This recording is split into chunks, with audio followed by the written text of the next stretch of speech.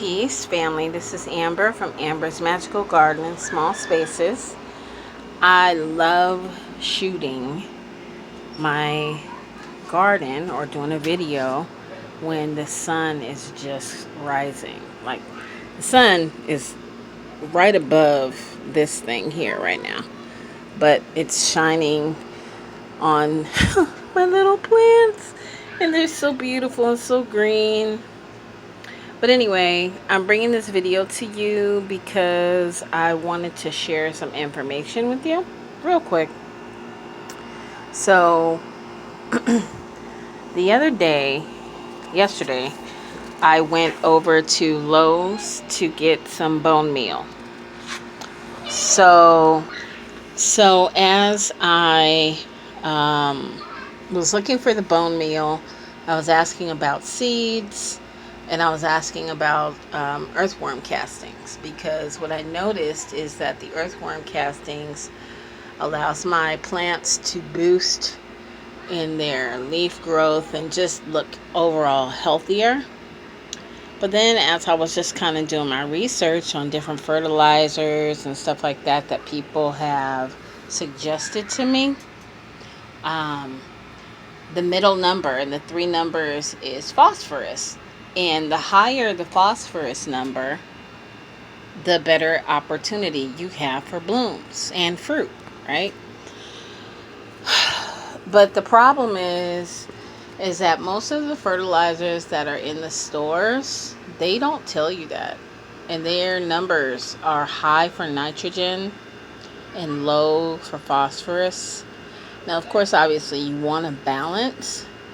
But once your plants have established, like all of mine have, once your plants have established, unless it is a leafing plant, non-fruiting plant, you definitely want to make sure you have more phosphorus than nitrogen. Now, I'm going to give you, for example, these. Those are my bean plants. They need nitrogen right now. They are not in production mode. The nitrogen produces leaves. And because it produces leaves, the leaves are able to produce chlorophyll, which is what makes them green. Remember science class? It's what makes them green. And thereby feeding the plant, right? The chlorophyll, producing chlorophyll and doing photosynthesis,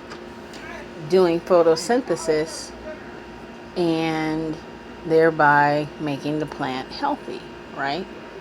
But when you have a plant like my eggplant plant right here, these leaves, these beautiful, beautiful big leaves right here, that keeps producing flowers, plus it's hot out here, there's full new flowers, but keeps producing flowers. And in the event that you have a heat wave or you don't water it enough, will drop flowers, which I didn't know. So that was definitely a gem from Amber.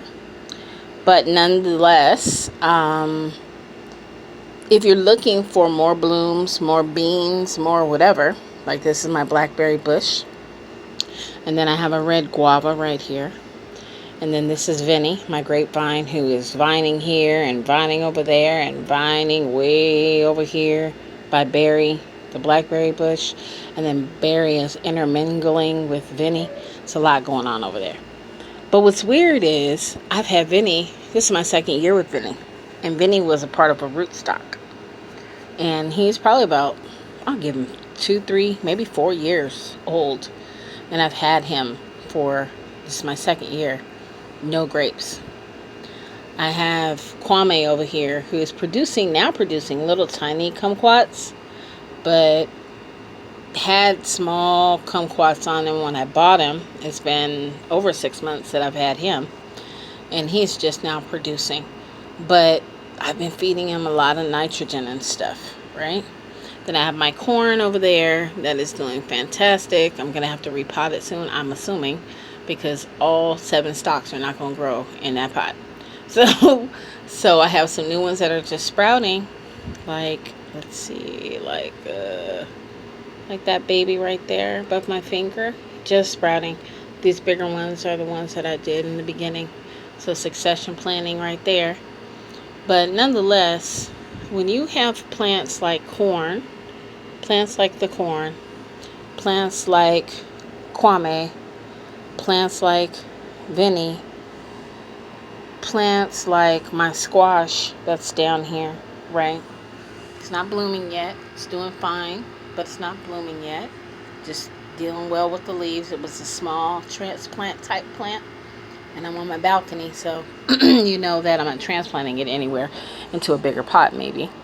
But when you have plants like that, I even have a jalapeno over there that actually gave me blooms, and then I bumped it and it fell off.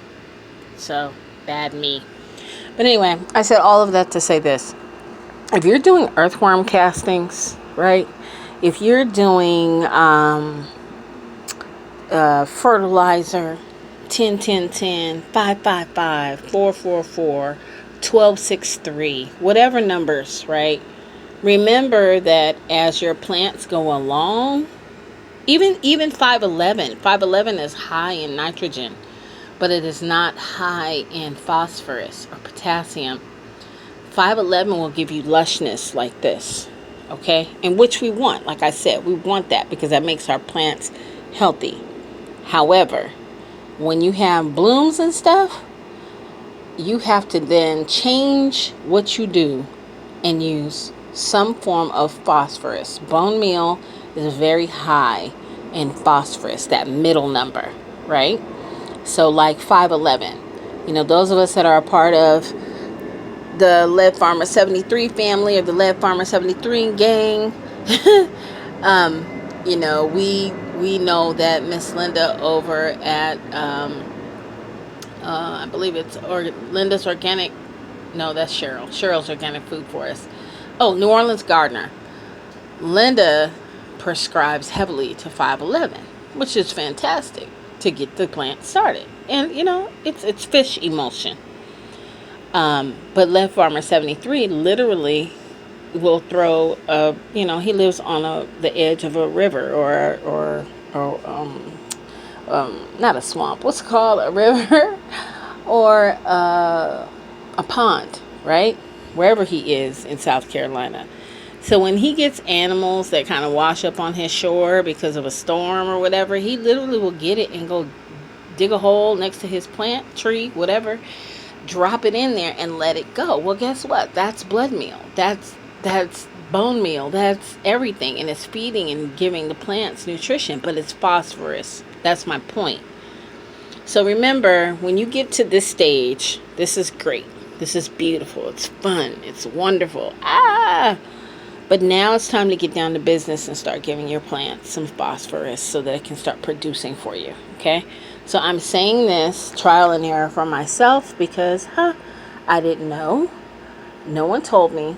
This is my journey. It's not my first garden, but it is my journey.